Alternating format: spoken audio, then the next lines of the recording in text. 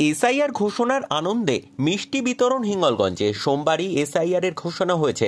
ঘোষণা অনুযায়ী মঙ্গলবার থেকে ফ্রিজ করা হয়েছে বিগত ভোটার তালিকা। এসআইআর এর নির্দিষ্ট সূচি অনুযায়ী প্রক্রিয়া চলবে আগামী কয়েক মাস। এসআইআর ঘোষণার আনন্দ উদযাপন করতে উত্তর 24 পরগনার হিঙ্গলগঞ্জে এলাকাবাসীকে মিষ্টিমুখ করানো হলো বিজেপির তরফে। রাজ্য বিজেপির অন্যতম মুখপাত্র ডক্টর দীপঙ্কর সরকার সহ বিজেপি কর্মী সমর্থকরা হিঙ্গলগঞ্জ বিধানসভার রামেশ্বরপুর বাজারে ব্যবসায়ী এবং পথ চলতি মানুষদের মিষ্টিমুখ করান।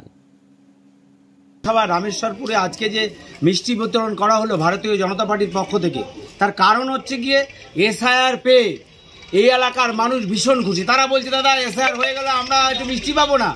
তা আমরা যাচ্ছিলাম, আমাদের বাপিদা ছিল, এখানে অনেকেই ছিল, তারা আমরা একটু মিষ্টির ব্যবস্থা করে সকলকে বিতরণ করলাম। আসলে এসআইআর হচ্ছে শনাক্তকরণ প্রক্রিয়া, যে শনাক্তকরণের মাধ্যমে আমরা কে প্রকৃত ভারতীয় আর কে ভারতীয় নয়, বাইরের থেকে সেখানে আমাদের অর্থনীতিকে দুর্বল করছে, আমাদের সংস্কৃতিকে ক্ষুণ্ণ করছে, আমাদের রাজনৈতিক ব্যবস্থাকে কলুষিত করছে।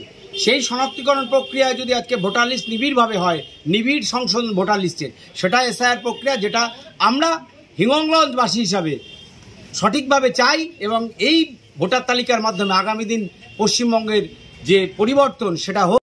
আমাদের এসআইআর যে হচ্ছে, আমাদের ভারতবর্ষব্যাপী যে এসআইআর এবং পশ্চিমবঙ্গের মধ্যে যে এসআইআরটা হচ্ছে, এটা নিয়ে আমরা খুশি।